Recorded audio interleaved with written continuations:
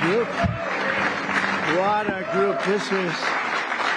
There's the great Steve Wynn. Hi, Steve. Hello, everybody. What a group of good friends. We're going to bring this place back. It's not so good. I thought it was going to be this beautiful. I hadn't been there in a while. I said, this is going to be beautiful. It's not looking too good. But we're going to bring it back. Why don't we sit down, tell you about our day. Should I tell you about the day first? My little conversation with a nice gentleman named Vladimir Putin. But we had a good talk. And I think that progress is being made. 5,000 young soldiers are being killed every single week on average. Can you believe 5,000? And it's actually a number probably worse than that, in addition to other people that are being killed in towns. And we're trying to stop it. It's a bloodbath. It's an absolute bloodbath. I've seen satellite pictures that are so bad, so horrible, and it's to think that in this day and age we're living with this horrible thing that's going on, and we're doing the best we can. This was not our war. This was not me. We're doing something from the last administration. How they allowed that to happen? It wouldn't have happened. It would have never happened. And you know, the Ukraine-Russia wouldn't have happened. But I'll tell you what else wouldn't have had. October 7th would not have happened. This was a terrible thing also. A lot of bad things happened in the last 4 years. But good things are happening now. We had a tremendous visit in the Middle East. We went to Qatar. We saw Saudi Arabia, all the top people in UAE. And we brought back about $5.1 trillion. That's not bad. That's not bad. And it's being credited as one of maybe the most successful visit that anybody's ever made to any place. There's never been anything like this. Hundreds of planes, big wide-body planes ordered. Boeing, getting them from Boeing, but I think an order of 148 planes. It's a lot of 777s. Those are the big ones, or the 787 Dreamliners, and orders of everything. The AI is going wild. I hope it's as good as people say, because otherwise some people are going to be pretty disappointed. But it seems like it is. A lot of smart people are doing it. But massive orders into our country. We did 1.4 trillion in one case. We did 2 trillion in another case. Numbers that nobody's ever really heard of before. And our relationship is fantastic with those three beautiful places. I mean, they're incredible. Money is like no place else, probably anywhere. Well, we have more money, but we didn't use it right. But that's all right. Now we're starting to. We were losing in trade $5 billion a day, and now because of tariffs and other things, we're making $1 billion a day, and the tariffs haven't even really kicked in. It's a big difference. It was for the last 4 years have been a disaster for us with trade, and frankly with everything else. So we're here for a different reason tonight. We're going to have to fix this one too. We're fixing everything. We're going around Mr. Fix It, Mrs. Fix It. Anybody want to join me? But the Kennedy Center, when I said I'll do this, I hadn't been there. That's the last time I'll take a job without looking at it. And but it's got a tremendous amount. Lindsey Graham and some people put in the budget either 200 or $250 million. Money was spent there. Tremendous amounts of money was spent there over the last 10 years. I don't know where they spent it. They certainly didn't spend it on wallpaper, carpet, or painting. And they had over $200 million was spent. So I don't know what's going on. Pam, are you here? You hear that? Look, when I hear that, I say, what? Where, Pam, where did all this money go? It's crazy.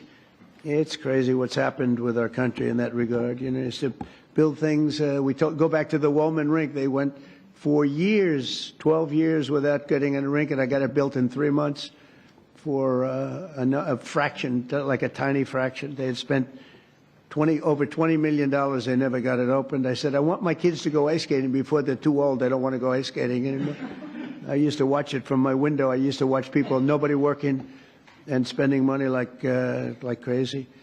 And as you know, I got it built very quickly. This is well, maybe a more difficult. That was pretty easy, actually.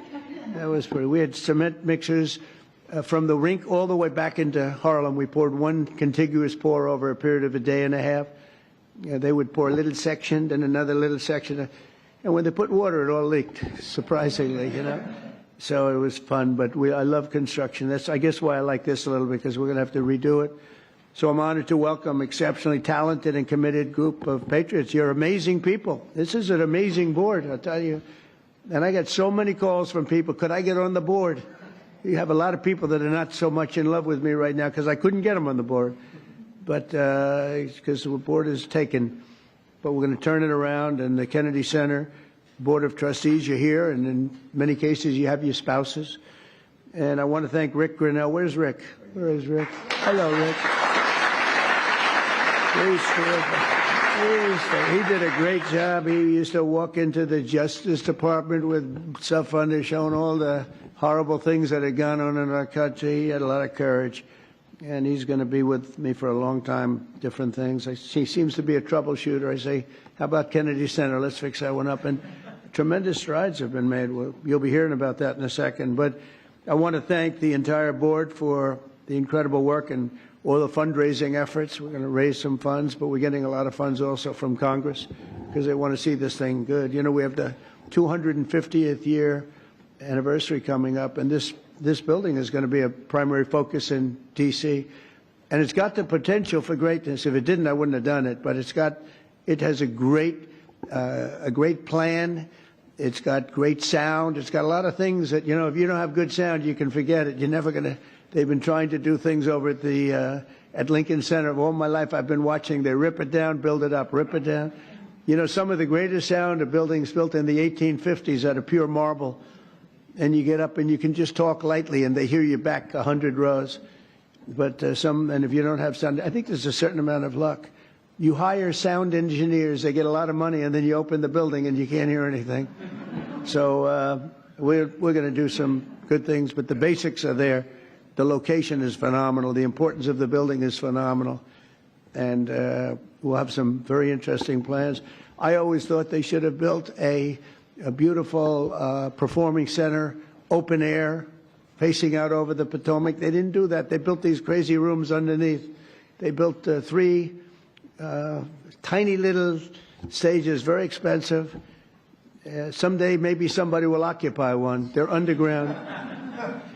In fact, when I looked from a distance, you know, you see these like hubs, concrete hubs, and I thought it was modern art. You know, well, here we go with the modern art blocking everybody's view. And when I actually went over there, I said, no, it wasn't modern art. It was meant for a door to be in, so you go down to these rooms. So I don't know what the hell they were doing, but they spent a lot of money. And it's just not possible that they could have spent it so poorly. But we're going to turn it around. That's what I love doing. I love turning things around.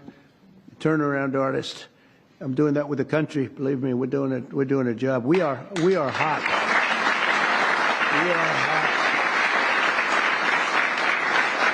The country is hot. We in a short period. Look, we've been there for 100 days plus a few days, and as they said, the king of Saudi Arabia said, your place, your country is a whole different image now.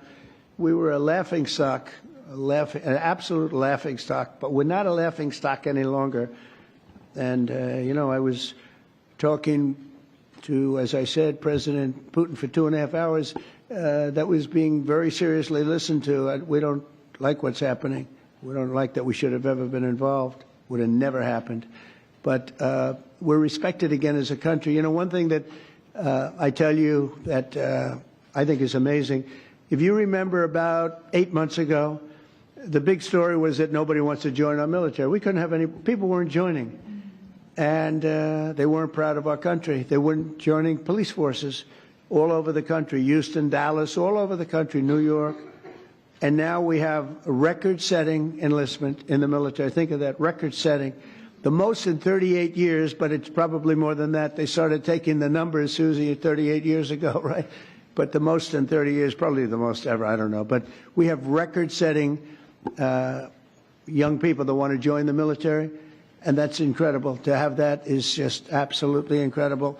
And to think that 8 months ago we were all listening to the fact that this was before the election, 8 months ago, we were listening to the fact that we wouldn't have any, we wouldn't have anybody in our nobody.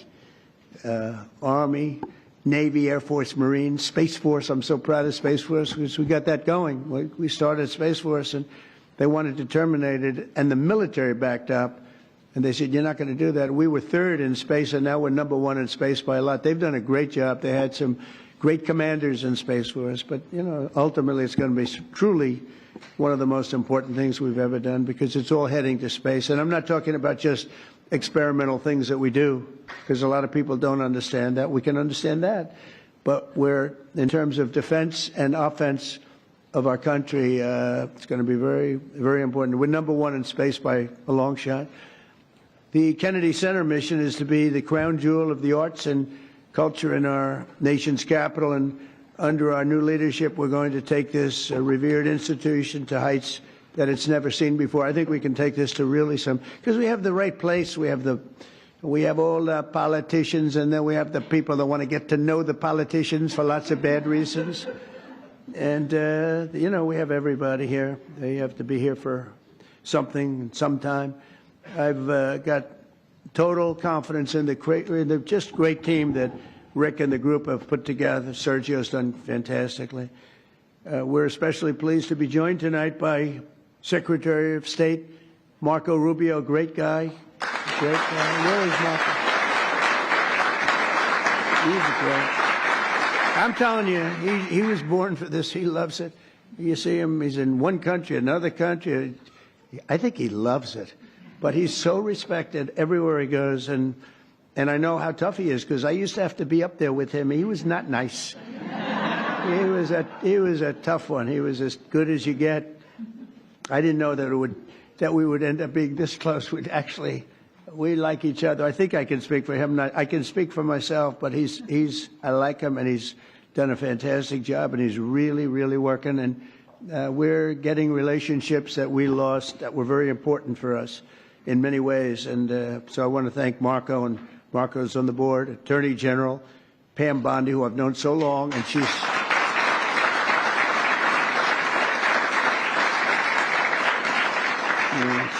married to the best-looking guy in the room, I must admit. But she is the man. She has been amazing. She's so respected, and she's really delving into some tough territory. She sees what's happened and what's going to happen, and she knows before anybody else. She's just a fantastic person. She's got a great staff that's surrounding her, and I think she's just a star. But I've known that for a long time. I'm not surprised at all. So thank you very much, Pam, for the job you do. And by the way, she was the Attorney General of Florida, so she had plenty for a long time and never had a problem. I can't remember a problem. And she kept everybody safe, and they felt very secure. Now she's doing it on an even bigger. Who would have thought it would have been a much bigger level, right? But she gets it. Secretary Howard Lutnick is here with his wife Allison, and he's great. He went with us to that incredible 4-day little journey that we had, and we saw some things that were incredible. But everybody respects him. Did a great job in business. He built a firm twice. His firm was at the top of the World Trade Center when the planes hit, and he was amazing story. He was always Allison. Good job. You got him to take your boy, right? Years ago on that horrible date, when you think of it. So Howard would always be. He was built Cantor Fitzgerald. And he built it in a very top firm. They had the top 3 floors of the World Trade Center, the building, the first building that was hit. And he was always there at 6 in the morning, 5:30 in the morning. A lot of the stock guys, they have to do that. Someday you'll explain to me why. Probably insider trading, Pam. I don't know. It's probably. But whatever the hell reason, he was there always at 5:30 or 6 o'clock. And first time ever, like almost ever, his wife was after him for years to take their son to school. He was a young boy, very young, like early grades, and he would say, no, I can't. This was years after like 2 or 3 years of being harassed by Allison. It was very tough. A great wife, beautiful wife, but she's very, very tough. And finally, he did it. He took his boy, and it was on that day, and he dropped the boy off at 8:30 and started driving down the West Side Highway, and he would have been in that building, and every single person died in your firm. He had lost everybody. And with the exception of a few people in Europe and maybe a couple of other places, small, because they were all very New York-centric, and every single one of them died, including your brother. And what he did was incredible, actually. He rebuilt the firm, and he gave a percentage of it for years to the people, the families of the people that died. And the new firm became more successful than the old firm, using the same name, Cantor Fitzgerald, and he rebuilt it step by step by step. And I mean, that's, to me, that's why I said I have to get this guy if I have a chance, if I ever do. And he was very happy. They were doing great. They were doing record business. But when I said, how about coming over to commerce, a little thing called commerce, and now I don't think you could ever go back into that world because it's so big. He and Scott are in charge of, along with others that are great, but they're in charge of the biggest deal ever made in history. It's the whole tariffs. We've taken in trillions of dollars, trillions. And we've been hurt very badly by other countries that did this to us for 20, 25 years. They were taking advantage of us. We never did anything. But now we're doing it to them, and fairly, I'll tell you what, modestly. But we'll be taking, and we are taking in right now, 25% in cars, 25% on steel and aluminum, 25% on other things, and that'll be going up to 50, 75, maybe 100 in some cases. We have to get our pharmaceutical industry back. Once we establish that in another couple of weeks, it'll start roaring back. It's already roaring back because they know we're doing it. And it's really been, you've done a great job. But he said to me the other day, this is so big. These numbers are big. Cantor Fitzgerald doesn't look so big anymore. We see numbers, we talk in the trillions now. Think of it, $5.1 trillion. Nobody talks, but we're talking big numbers, and he's doing a great job. He did a great job before. Chief of Staff, Susie Welch, she's considered the most powerful woman anywhere in the world.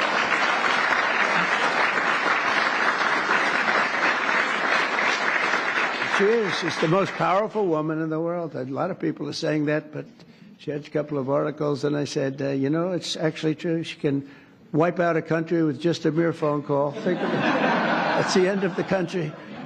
But she's great. She's been, I mean, I knew because we won Florida 3 times and won it. You know, Florida didn't used to be a red state. It was a blue state. When I first ran, that was a blue state. And now it's a seriously red state. And it got more and more, and we're going to keep it that way. But Susie ran it, and we won by a landslide, and a Republican hadn't won. You know, you had a Democrat senator, you had 2 Democrat senators, but you had a Democrat governor, you had a lot of Democrats. And so we won in a landslide. I said, good. Then the next time I won again in a much bigger landslide, and anybody I endorsed also won. And I said, that's good. And then when it came time to do this, after the election was rigged, the second one was rigged, whether you like it or not, it was rigged like nobody's ever seen. And now people are seeing it. Now people don't even fight me. You know, they used to say, sure, it's not really that nice to say. I'm an honest, it was rigged. And unfortunately, that's what happened. You look at some of the things that happened. All of these things would have never happened. But when it came time to thinking about doing it again, I didn't think I'd have to do that. I said, you know, I think I'm going to take that woman, my friend now, but at the time I didn't know. Her father was Pat Summerall, who was a great football player, was probably a greater announcer for 28 years for the NFL. But that tells me, you know, because I'm a big believer in the genes, person's genes. And Susie was, I said, you know, let's use Susie. She did a great job in Florida for me twice.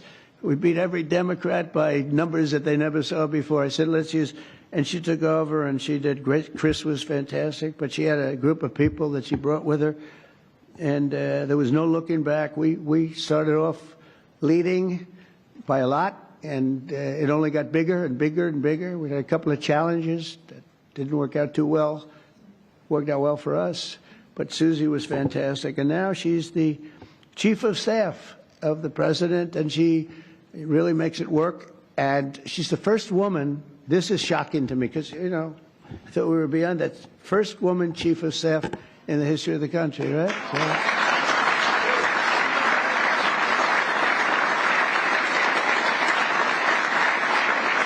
And she's doing a great job. And you know, those men are scared. She sits in the back of the room. She watches them like this. She doesn't want publicity. She doesn't want to be on camera. She doesn't want stories. But they're up there yapping. And if they start yapping the wrong way, it's not pleasant for them. She's great.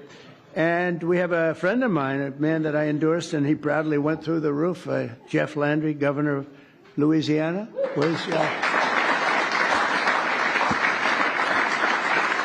Did my endorsement mean much? When I endorsed you, he became a rocket ship, right? We avoided, say it? We won in the first round. Yeah, it was good. We didn't want to go a second round. He went up and won everything, and he's a great governor, great attorney general, great governor.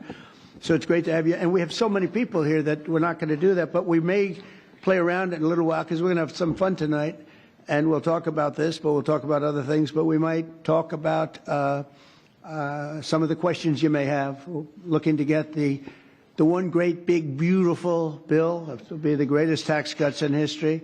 If we don't get it, that means the Democrats will have stopped us, and that means people will get a 68% tax increase, the largest in history. And if we do get it, we're going to have the largest tax decrease in history. And all my life I've watched politicians screaming, "We will cut your taxes." This is the only group where they say, "We're going to raise your taxes," and they think they're going to win. There's something wrong with them. I don't know what the hell is going on. We're going to raise your taxes. And people say, "That's strange. I've never heard it before." When we took over in recent months, the Kennedy Center was in dire shape. As I saw on my tour a few weeks ago, the building is falling apart. I don't want to scare people. It's in fine shape, but it's falling apart. That means, we have to see, we have Les Mis. We're opening up with Les Mis and some other things. We have Mrs. Fisher here, and she said, "You know what works? Anything Broadway." So we're signing Phantom of the Opera. We're signing a lot of great Broadway, and we'll have them run for a while. And I think you're going to do very well. But it's been neglected very badly, and it needs an infusion of different things, including probably funds. But I think we're going to do very well when we get some money from Congress to fix it, because it's so important. The previous leadership wasted millions and millions of dollars and handed us a budget deficit of $26 million. Can you believe that? In addition, the programming was out of control with rampant political propaganda, DEI, and inappropriate shows. We had some very inappropriate shows, to put it very nicely. They had dance parties for, quote, queer and trans youth. And I guess that's all right for certain people, quote. And I'm just quoting, I'm not saying it. Queer and trans youth. That wasn't working out too well. They had a Marxist anti-police performance. And they had lesbian-only Shakespeare, which is different. Who thinks of these ideas, really? It's different. It's different. Oh, we're bringing our country back so fast. The military is so much better. Everything, it's just gone. They had people who were paying them $400,000 or $500,000 a year to teach DEI. Just 12 weeks, our new board has balanced the budget. Think of that in 2026 budget. That's a pretty good job you've done. So that's amazing. So the 2026, I told you it was 25 million under. It's balanced now for the fiscal year. Eliminated DEI initiatives in all cases. Brought back family-friendly programming that will attract large audiences once again, and launched a plan to renovate the building and reclaim the grandeur as a landmark, a Washington landmark, which it always was. The Kennedy Center will also play an important role in our national celebration to commemorate the 250th anniversary of America's founding. So we have three really big. We have that. We have the 250th anniversary of America's founding. That's a big deal. And we have the Olympics, and we have the World Cup. And, maybe I got lucky, because I got the Olympics and I got the World Cup. I did nothing to help the 250th anniversary, because if I take credit for that one, then you'll say, I think he's exaggerating a little. but two of the three, I absolutely, I got the Olympics, I got the World Cup.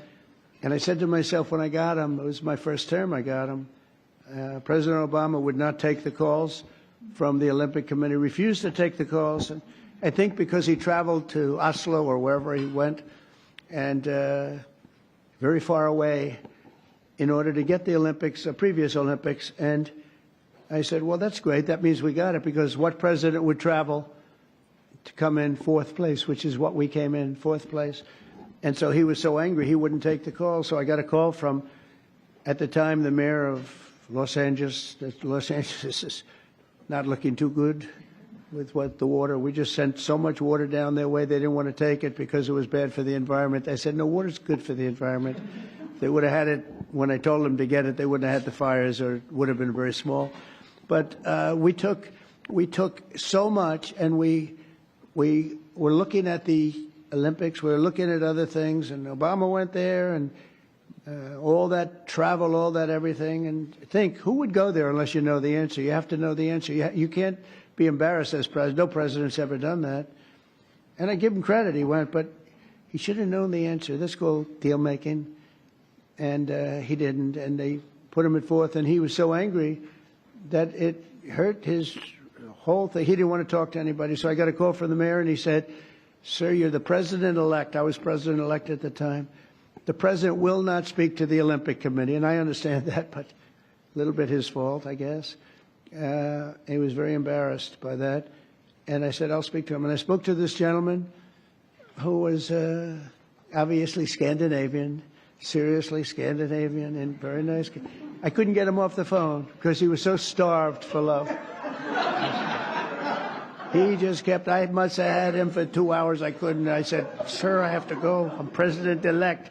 Yes. All I said to him, yes, yes, yes, we will take good care. They wanted to know that if they choose us for the Olympics, will we treat them nicely? And I said, we're going to treat you like so well, like you've never been treated.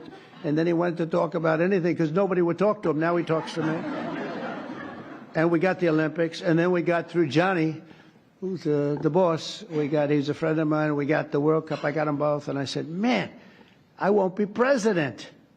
I got the Olympics and the World Cup, and I won't be president. And they're going to forget that I got them. Nobody's going to mention it because, you know, a little bit, that's the way life is. And then they rigged the election. And then I said, you know what I'll do? I'll run again, and I'll shove it up their ass.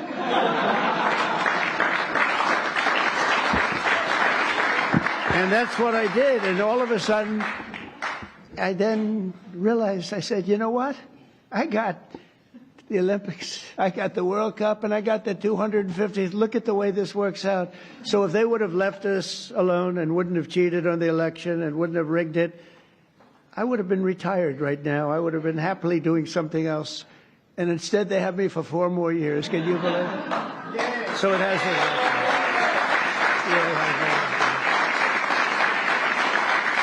So instead of putting forward programming that tears our country down and tears our country apart, the Kennedy Center should be the nation's premier venue for lifting up the best of our country and lifting up the American arts, theater, music, and culture. And together, it's really an honor to be with. I mean, I have so many friends on the board. This is a hot board, just like we have a hot country. You know, we have a hot country. Our country was stone cold 8 months ago. It all began on November 5th. Does everybody know that that was Election Day? And from that moment on, and then January 20th came, and what we've done, we have almost no inflation. Our energy prices are way down. Our gasoline costs are way down. Groceries are way down. Eggs. Remember, they hit me with eggs my first week. Sir, the fake news, those people right there, they're saying, sir, eggs have gone through the roof. They were doubling and tripling eggs. I said, I don't know. I've just got here. Excuse me. And through she's done a great job, Brooke Rollins, Secretary of Agriculture.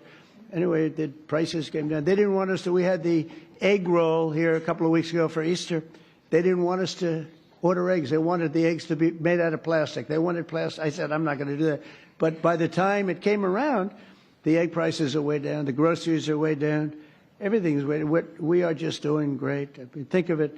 No inflation, and we're taking in billions, hundreds of billions of dollars in tariffs, which we never did before. We got a hot country right now. We have a country that people are proud to be a part of. So we're going to honor the legacy of President Kennedy, his great legacy, and we'll create the best and most beautiful home for the performing arts anywhere in the country and many other things also. I want to thank you again. We're going to have some fun working together. We're going to make this a fun project. That's what I thought until I walked into the building. I said, this won't be the fun I thought, but it is fun. I like to create. You like to create. Most of the people in the room like to create, just like Bob Kraft created the New England Patriots. He happens to be here. And he tells me he has a great new quarterback, so we're going to see. You know, a lot of people make that statement. We're going to find out, but I have a feeling you're going to be right. You've been right about a lot of things, but he was right about Tom Brady, right? He got him almost the last draft choice in the last round, sixth round, whatever it was. How did he work out, Tom Brady? Okay? Not bad? Good, right? But Bob's here, and his wife, as you know, Dana, she's on the board. And she's much younger than him, so he wanted to come tonight with her. Isn't it nice? Isn't it nice when you have a husband that will travel with you to the board, and he's a big shot, too? And he's a great guy. He's been my friend for a long time. So I'd like to ask, if I might, Secretary Rubio, and followed by, we're going to ask Sergio to say a couple of words, and then Rick Grinnell, and we'll have a little fun tonight. And you know what they can do? If they can, relatively quietly, they can start serving the meal. So by the time we're all finished, we get the hell out of here, we go home, and we have our board all formed, and we can start doing that quietly. And so, Marco, please come up and say a few words. Thank you, everybody. Thank you.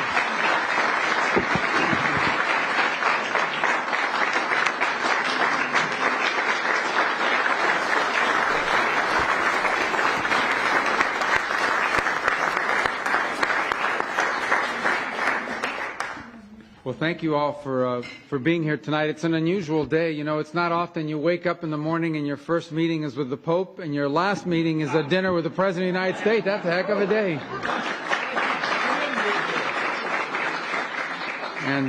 But it actually is an honor to be a part of this administration, Mr. President. It's actually a very unique situation. I don't know how many of you got to see the President's speech in Saudi Arabia. I think it will go down as one of the most profound foreign policy speeches in American history. And where it outlined a vision for the future and a vision of prosperity. And I tell people, we have a president of peace. In fact, I'll tell you kind of an aside, one of the cardinals I was meeting with, Mr. President, the day before the papal mass said to me, you know, it's very unusual for us. It's, you know, we have an American president that wants peace, and it's some of the Europeans that are constantly talking about doing war stuff. So it's kind of the world's upside down in their mind right now. It's usually the other way around. And it's a great honor to work for a president who literally spends half his day, maybe more, trying to stop wars, end wars, prevent wars. And it's an extraordinary thing to be a part of, and thank you for your leadership on that front. He's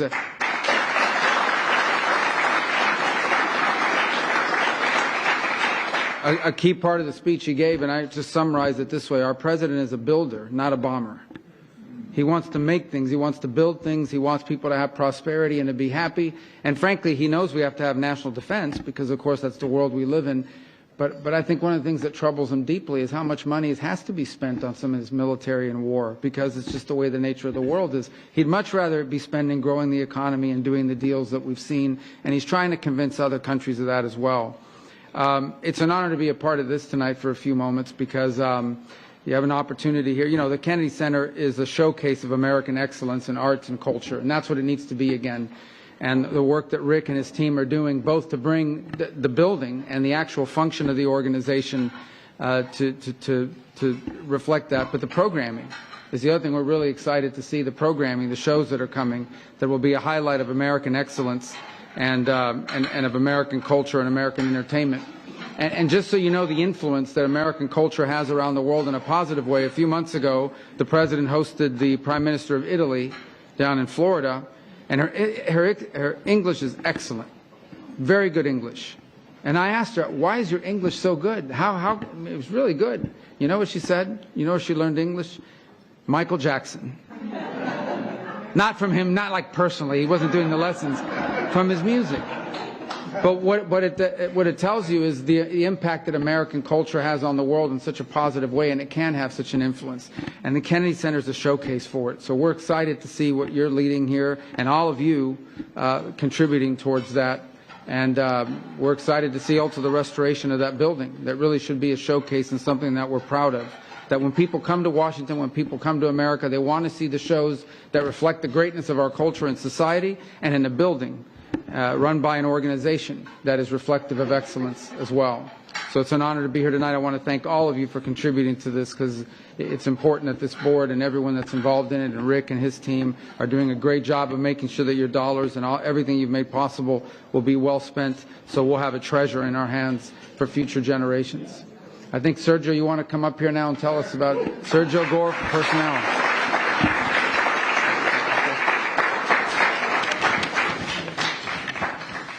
Good evening. It's an honor to be here with all of you. We're here to honor the spirit that makes America exceptional. Under President Trump's leadership, we're witnessing the revitalization of American culture, a return to the values that fuel our greatness. I can't think of a better chairman of the Kennedy Center than President Trump. And a lot of you know his incredible record when it comes to dealing with these individuals who become American icons. So from Michael Jackson to hosting Pavarotti many times, to Andrea Bocelli, to incredible individuals that have changed the landscape of art and music. A couple of years ago, we were publishing a book, and it was called Letters to Trump. And we would open a box that's been closed for decades. And the letters that would show up in these boxes were just absolutely incredible.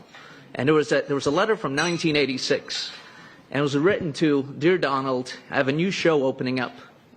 And I'd love for you to attend. It's called Phantom of the Opera." Signed, Andrew Lloyd Webber. And so there's nobody more qualified to lead this institution than President Donald Trump. America's had an incredible run for the last 250 years, minus the last 4 under the previous administration.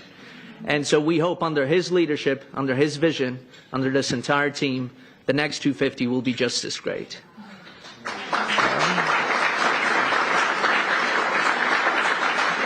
I want to thank all the individuals who have contributed to the Kennedy Center. Howard Lutnick, 7-figure donation, thank you. And we have a lot of other individuals who are looking to contribute. Anthony, you're nothing but cash, we know that. With that, I want to bring up our incredible director who's leading up the day-to-day activities of the Kennedy Center, Ambassador Rick Grinnell.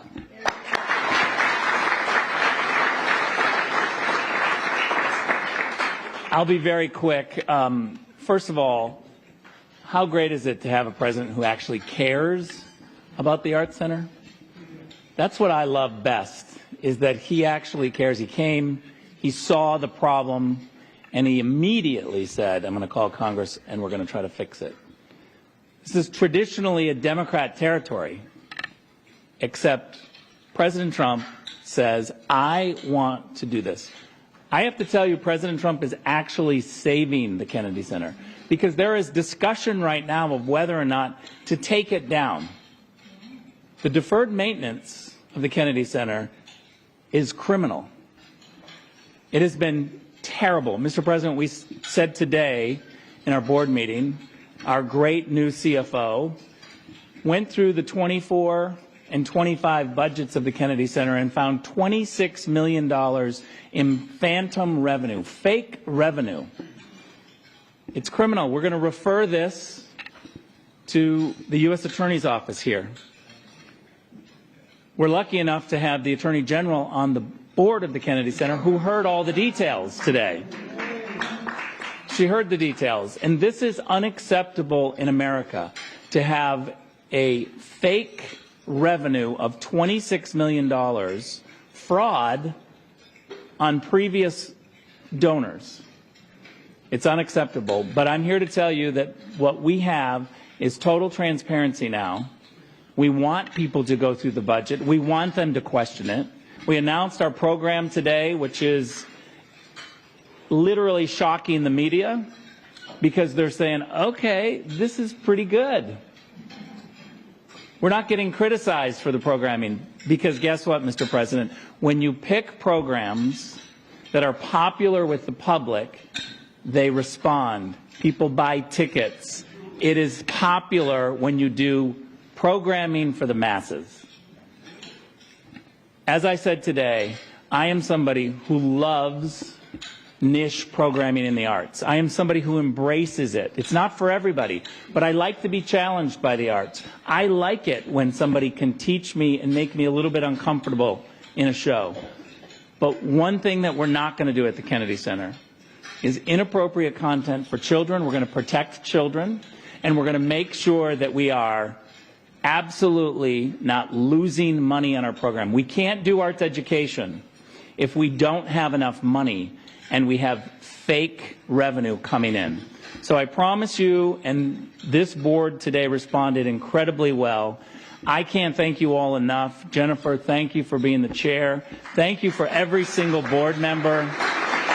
Your commitment is amazing. And as President Trump said, we're going to do great things. Everyone needs to go out and buy tickets to Les Mis and Porgy and Bess, which are currently being right now about to launch. We're building the stages, and we're getting ready to have premier entertainment at America's premier arts institution. Thank you very much.